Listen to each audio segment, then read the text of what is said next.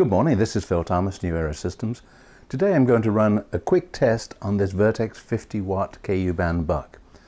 It's not been sold, but it is on lease. A bank in Haiti need a complete one-for-one setup for a new application that they have. Unfortunately, the manufacturers are going to take 3 months to deliver. In the meantime, they're going to lease this from us so they can get up and running. Now let's look at some of the components. I will need to attach that dummy load and cross-guide coupler so that I can read the output from the output flange of the BUC. The signal to drive the BUC will come from that Comtech 570L modem. It has a 10 meg reference. It also has 24 volt power supply, which I doubt that I'm going to need with this BUC because this BUC has an AC power cable. But it probably does need the 10 megahertz reference. I'm going to use that Agilent power meter and that HP spectrum analyzer to make sure that the output is on track. This BUC has a frequency range of 14 to 14.5 gigahertz in the KU band range. I'm going to start assembling all of the components, and in a few more minutes I will be ready to begin the test.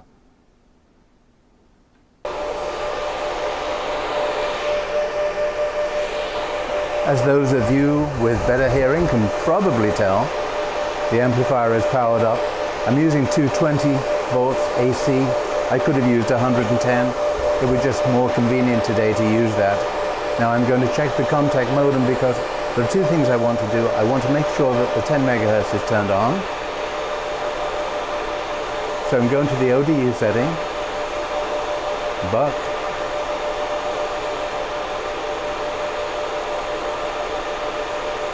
power is off. That's what I want.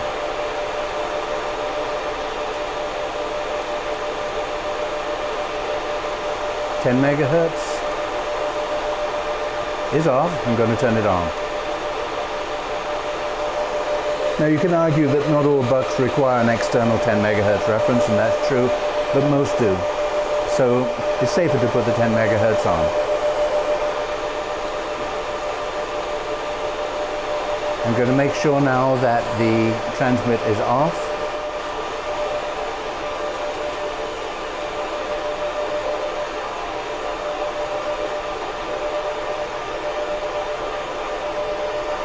It is on, so I'm going to turn it off.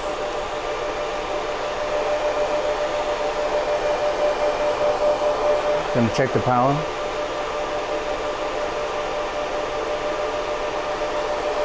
Well, that's a very high output, so I'm going to reduce that dramatically. And now I'm going to go to the test menu and set up CW.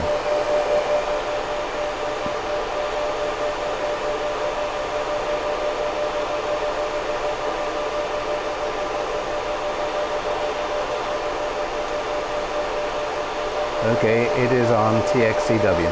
That's what I want.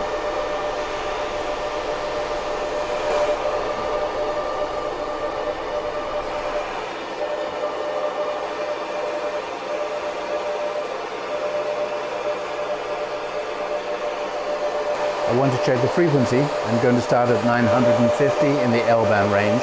That should give me 14.0 gigahertz output.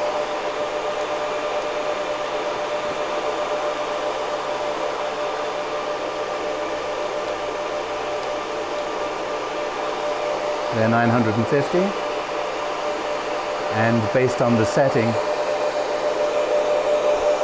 of the local oscillator, we see that the output should be 14.0 gigahertz. Now I've cabled the output from the modem to the input side of the BUC.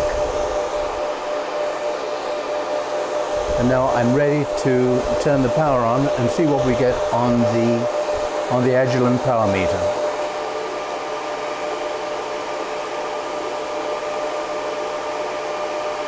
Checking the power level again, it's minus 31, which is a low number, and that's fine.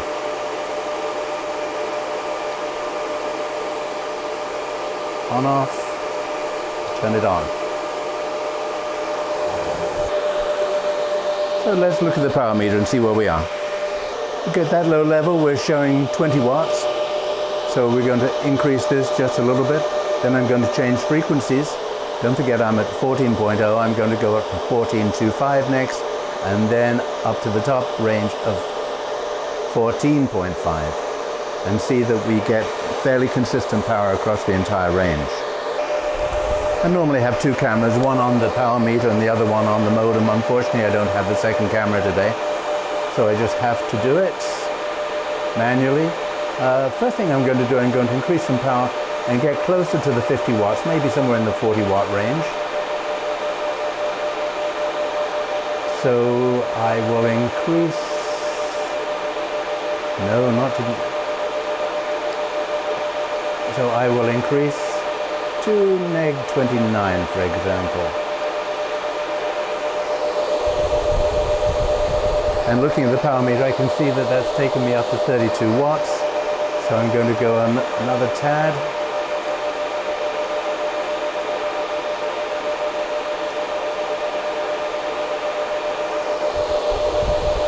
Neg 28 takes me up to 38 watts.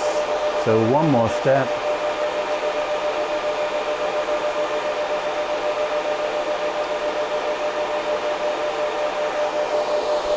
Okay, we're at 44 watts now. Now, just to verify that we're at 44 watts. Now my next step is to change the frequency. I'll just leave the camera on the Agilent power meter and make the change. Okay, it's at 14.25 now, and there's been a very slight change, but not significant. You normally expect to see a slight increase or drop off depending on the frequency range. So now I'm going to move once more. I'm going to go up to 14.5. Okay, that's 14.5. Enter. And again, it's dropped somewhat. I don't think that's going to be significant. Don't forget, this is going to be a lease for a couple of months. And as long as we're getting good solid output,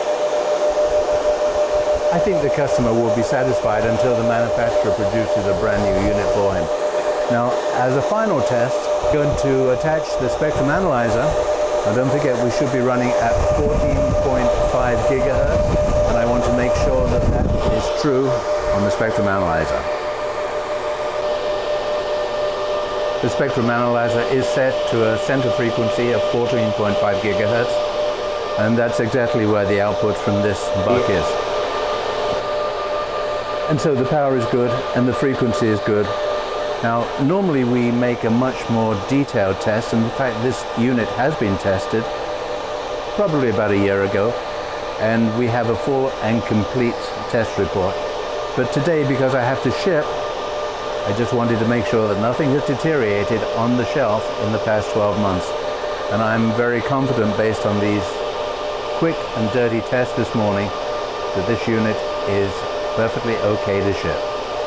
Okay, that's it. I'm going to wrap up now, get rid of some of this noise, and start packing.